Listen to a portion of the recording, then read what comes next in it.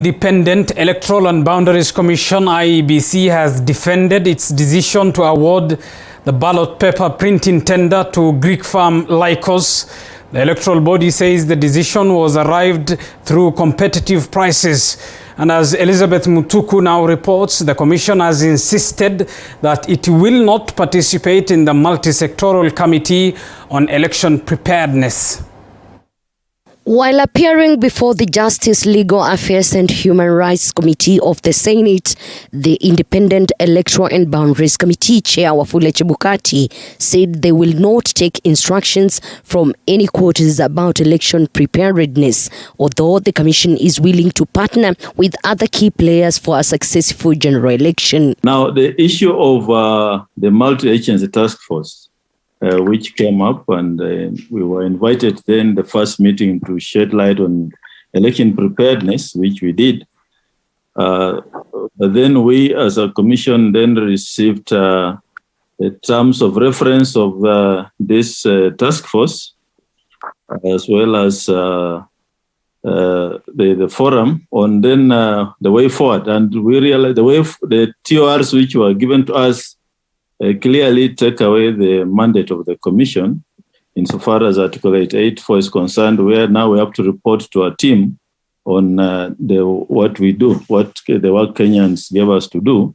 And that's why we feel we as a commission, we then, by reporting to another agency, we would have to compromise the independence of the commission. The committee defending its decision to pull out of the National Multi-Sectoral Consultative Forum on Election Preparedness and Technical Working Committee, IEBC, early this week, pulled out of the committee in a decision that Chebukati says was arrived at after consultations.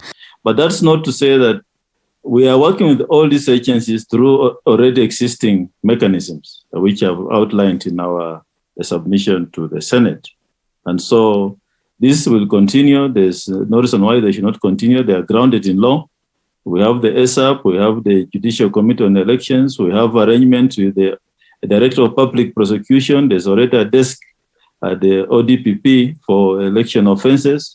We have had meetings with the DCI, and there's already a team deployed for purposes of elections. So all these arrangements will go on, and it doesn't have to be managed by a multi-agency task force, which is, we say, is not grounded in law. And as a commission, we are not going to report on our mandate to another agency, but we are ready and we are working with other agencies to ensure success of the 2022 general elections. IEBC has also defended its decision to award Inform Lycos tender to print ballot papers. The electoral body said the decision was well informed, which has not been done so far. The cost of the ballot paper will be roughly be between 2022 and 23. That is with the tax, but before tax is about 18 shillings per ballot paper. And this is a competitive price compared to the other vendors who are the other printers who had submitted their bids. So the